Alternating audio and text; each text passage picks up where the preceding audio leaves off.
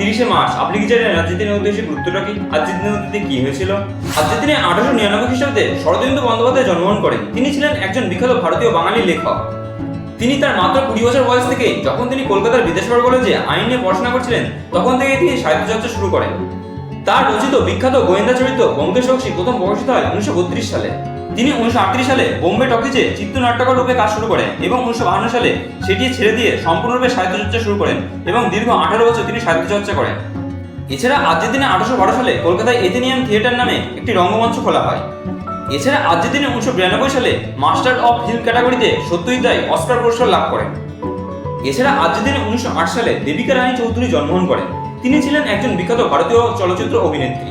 তিনি প্রথম মহিলা যিনি দাদাসাহেব ফালকে পুরস্কার পান 1969 সালে এবং তিনি ভারত সরকার দ্বারা পদ্মশ্রী সম্মানে ভূষিত হয়েছিলেন 1958 সালে। এছাড়া আজকের দিনে 1965 সালে সতীনাথ ভাদুড়ী মারা যান। তিনি ছিলেন একজন বিখ্যাত ভারতীয় বাঙালি কথা সাহিত্যিক এবং স্বাধীনতা সংগ্রামী। তিনি ভারত ছাড় আন্দোলনের সময় তার রচিত জাগরী উপন্যাসটি তার খ্যাতি এনে দেয়।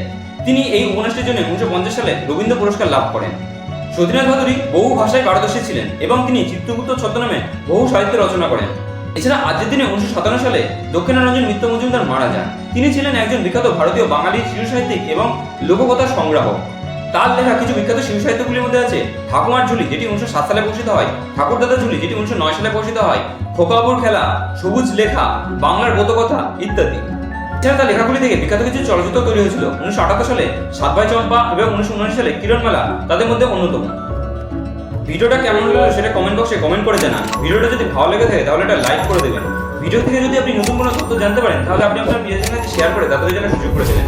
এরকমই প্রতিদিনের গুরুত্ব সম্পর্কে জানতে চ্যানেলটি সাবস্ক্রাইব করে চ্যানেলের পাশে থাকবেন।